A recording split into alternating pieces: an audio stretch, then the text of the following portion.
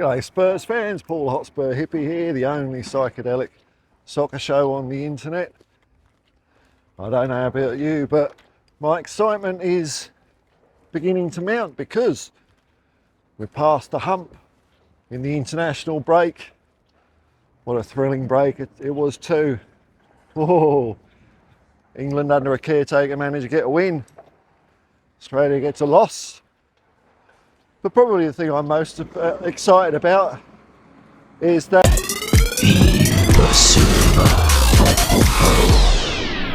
scored a goal for Mali as well, so he's getting his skates on, which is nice to see, I think. But we're past the midway point. And luckily this sort of stuff isn't happening too much this season. And also we've got the special sauce of a little bit of European action coming up as well, which starts soon. Starts about 10 days away, something less than 10 days away. But first game off the blocks is going to be those Muppets from Plumstead. And I was reading this morning that whereas Tottenham hopefully are approaching full strength, the latest reports I've read, which, you know, what does that mean? Seeming to say that Solanke's going to be all right. Van der Ven we don't know about yet. So pretty good. But on the other hand, our darling neighbours that we cherish and would always bring a cup of sugar over to, might have up to 7 players out. Hey! We all know about the silly little petulant boy Declan Rice and his little misdemeanour kicking a ball away at a free kick. What a muppet, eh? All the Arsenal fans, red. Well, there's your red card. No North London derby for you, son. There was a list of players in this. Yeah, because if someone don't play for Tottenham, don't ask me about them. I've never heard of them. But I saw there's a cloud over Martin Odegaard. Maybe Jesus, you know. They could be a little bit weak up front. Well, they're weak up front anyway. Weaker up front, of course.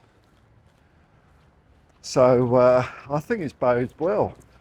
Last year we put in a very good performance against Arsenal at home. Match ended 2-2, so that means when this game comes around this week, there's going to be 2 Dreamo-meter points up for grabs, which is exciting because we lost a couple at the beginning of the season, unfortunately. And at the moment, my mood may change, but I'm feeling a bit of a 4-0 coming on, bit of a 4-0. Wouldn't that be nice, eh? 4-0. By the way, the other international news I saw was that Lucas Bergvall apparently had a stinker for Sweden. I don't know, I think they're being a bit hyperbolic. I think it was on for less than 20 minutes or something. But, you know, the press, they've got to say something, haven't they? And when you've got to say something and nothing's happening, you pick on Tottenham Hotspur, pick on a Spurs player. I'm on to you, press. Fleet Street meathead hacks, I'm on to you. So I'm looking forward to this game. Hopefully it will keep a few people quiet afterwards. And then in midweek, we've got our Carabao Cup clash against Coventry, which I think will smash as well. Although if we lose it, oh my lord. I think a few YouTube channels will be going into meltdown. But, you know, I was asked when I was doing a live stream, click like and subscribe and hit the bell if you want to know when I do these things. If Spurs lose against Arsenal, would I change my mind about Ange? And it's like, the guy isn't working on a match-to-match contract, you know. He's there for the long haul. And I'm still seeing improvement. Still seeing improvement. 3 good performances, 1 good result. I'm not going to complain about that. Carabao Cup against Coventry. I know it's a cup. It's not my main really thing though. That's probably from when I was growing up. And like, as I was growing up, it was this mysterious thing. Sometimes it's called the Milk Cup, the Littlewoods Cup, the Rumbelows Cup. It's like, what the bloody hell cup is it? So it's a cup that's never really, you know, caught my heart. But that's just me. I know a lot of other people like it. They're like, hey, fair, you know, we've won it twice in 71 and 73. Oh, and another 2 times. We won it 4 times, all right. I think people are just desperate to win the League Cup because it's the easiest one, isn't it? Let's face it, it's the easiest one. And that for me is not satisfying. I want to win something hard. I want to win something hard. You know, these people going around, where's my trophy? Where's my trophy? You don't just get them, you know? You don't get them. Hey, I'll have a Carabao Cup if there's one going. But I get much more excited for FA or a bit of European silverware. And we don't have to wait long, folks, for our first European clash. Because in the following midweek, after the League Cup, where, you know, if there's a Tottenham YouTube ecosystem left, if we lose, I'll be very surprised. I'll still be here. We've got Azerbaijan, the team, Karabang. Oh, I'm really looking forward to that one, I must admit. That's it's exciting, isn't it? Exciting.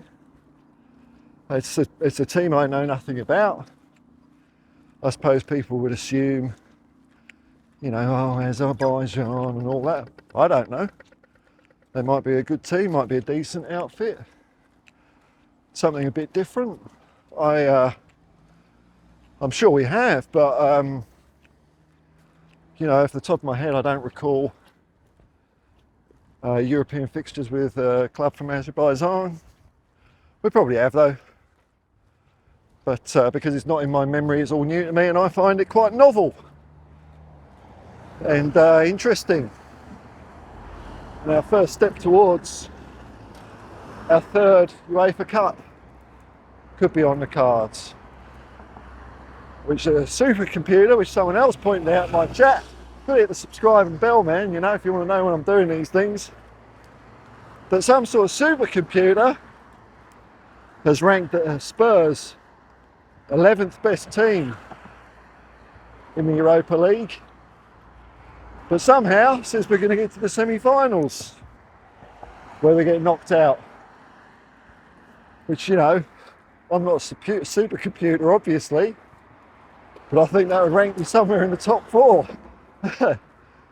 So I think this supercomputer might be built on Sir Clive Sinclair ZX Spectrum technology.